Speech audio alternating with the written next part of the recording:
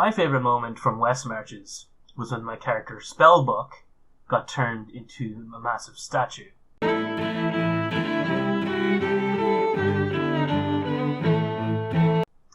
So, Spellbook was a Kenku wizard that wasn't very good at being a wizard because he had the stats of a rogue.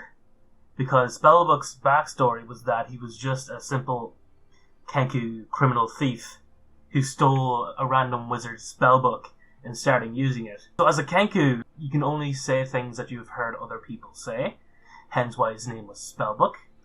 Over time, he got into the good graces of another player's wizard who was named Moira. Moira was a much higher level wizard, and she was also quite wacky herself. And I think she still is a character in Westmarches. But Spellbook obviously was just looking for someone to protect him and also to learn from. So he quickly became an apprentice to Moira. He somehow ended up with a strip of demonic flesh that whenever he would put it to his skin, he would become super strong and super tanky, but it would drain his health over time until he would eventually die. Of course, nobody else wanted this cursed item except for Spellbook, which again, he wasn't that smart. On the way to some quest, the party encountered a group of basilisks in the forest. Basilisks are just normal beasts, except they have the power to turn you to stone. Of course, the encounter went fine, everybody survived, except Spellbook did very badly on some rolls and was beginning to turn to stone. So once they had dealt with all of the basilisks, the rest of the party just ran over trying to help him, see if he could stop him turning into stone, but there was, even with Moira in the party and all the magic she had, there was no way for anyone to stop this from happening.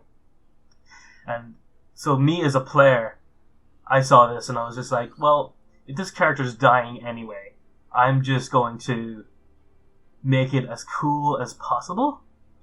So Spellbook's final words to Moira were, "Enlarge Spellbook." And Moira understood what Spellbook meant by that, and she cast the Enlarge spell on him. And then Spellbook cast Enlarge on himself again, doubling his height again until he was massive, and then he finally turned to stone, and he became a massive statue in the middle of a forest. And that eventually just became a landmark in the campaign for anyone who was going through the forest, because it was just a massive statue with a story behind it. A few days later, I was informed that I had forgotten to give anyone the cursed item, this cursed strip of flesh, and it was incredibly important to the overall story that everyone had that to defeat the big bad evil guy, and I had just forgotten it because I was too busy making Spellbook look cool. But I think it was overall a great experience because I got a story out of it, and people still remember it. So yeah, thanks for listening.